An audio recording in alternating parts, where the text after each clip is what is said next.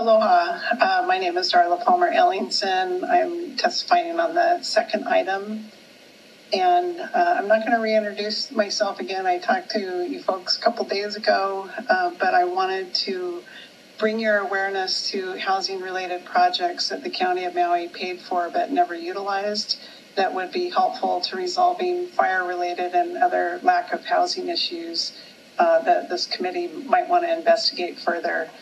Some council members from the last administration may remember discussing and seeing presentations brought to you by the Climate Action Advisory Committee to build a manufacturing facility on the island to build net zero energy modular homes at the workforce affordable price range. The manufacturing facility would also be a net zero energy minimal waste facility, create over 250 ongoing jobs, support the existing construction industry, and provide training for the construction industry. The council voted and mayor signed off on funding for a position to do a request for interest on the project. There were 3 companies interested. The position was hired, but the person did not work on the project. After the fire, one of the largest companies reached out and said with the basics put in place, such a facility could be up and running in a year. Meanwhile, homes could be shipped from their mainland facility in California. The council also paid for work from several contractors under the Climate Action Resiliency Plan. This included a county-wide vulnerability assessment, a resilient housing guide, and an ALICE heat map. And for reference, ALICE is asset limited, income constrained, employed families, and represents the increasing number of individuals and families on island who work but are unable to meet their basic needs, including food, childcare, housing, healthcare, and transportation, which becomes just exacerbated during an emergency like this. So I would encourage the county to reach out to other communities as well that are rebuilding after the fires. Some of my counterparts in sustainability have really some great experiences. There's legal, executable ways to prevent gentrification of Lahaina through developer land grab and other problems. Other areas of information. Our community is unique. We need community input, collaboration, and information all along the way in the project. And we also need some good community information about what smart development and resilient housing really means. These things can still protect and embed the character and culture of Lahaina and the needs of residents while resolving resiliency issues due to climate change. And that's all I have. I just wanted to close by saying I have a property assessment background. I'm disturbed by companies and unsanctioned tiny home villages popping up that have safety, sanitation, and code issues. We don't want to re-traumatize our community, but rather put together real, affordable, long-term solutions that fit with the character and history of the Maui communities. Thank you. You can contact me if you want any more information. Members, do you have any questions for our testifier? Member Paulton? Thank you, Chair. Thank you, Ms. Ellingson. I was wondering if you could clarify the legal executable ways to prevent land grabs that you indicated. Yes, and I'd be happy to put you in touch with some organizers from these other communities. I was speaking to people in Southern Oregon. There were 2 towns that were wiped out, that about the same number of building loss as Lahaina. So, one way is through codes, so that codes can't be changed. They stay like in, resident housing, single family or apartment, or it can be changed to address resident needs. So basically, you're trying to protect residents. Another tool that they utilize was any of the funding resources available, federal, state, or county, to purchase properties instead of developers purchasing them, so that, again, the character of the area, the residents are protected. You make sure you have enough resident housing, kapuna housing, workforce housing, but also, have greater control over maintaining the character of the area. And then also taking the opportunity to put in place things that will make the community more resilient, because with our changing climate, storms are getting worse, they're getting more frequent. So things like putting the utilities underground and the materials that are used and things like that, by learning from these examples from other areas, we can take some good lessons from that, including some things that communities have told me we wish we would have thought at the stage that you guys on Maui are in now. So,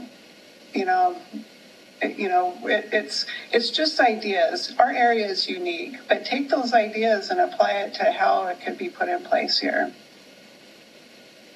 Thank you. Just had another clarification when you were saying about the tiny homes that are currently popping up all over the place. I haven't heard any, but have you heard any administration from the mayor or the governor giving guidelines of how they should be built, or is that what you're alluding to should happen? Oh,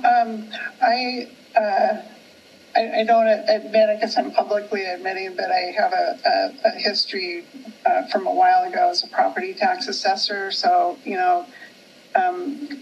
codes are in place for a reason. And there's been a couple of examples, and I passed along to one of the committee members. One, there's a company that's building sheds that in their promotion on Facebook is alluding to that it would be great for emergency housing right now.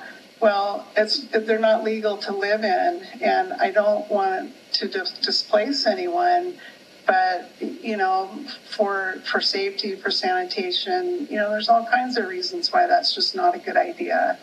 There's another area close to Lahaina where they're looking at, putting 200 tiny homes and trailers. And again, they have to be secured to the ground.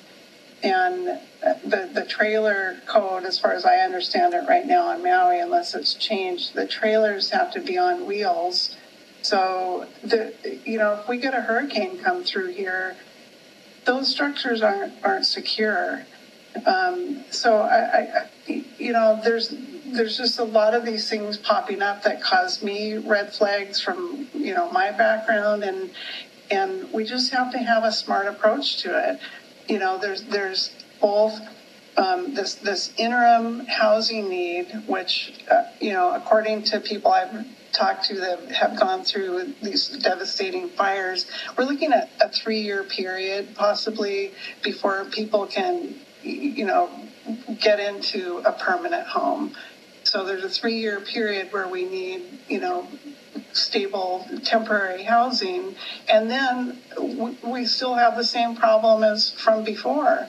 We need affordable long-term housing. And so we're kind of working on both of those problems at the same time.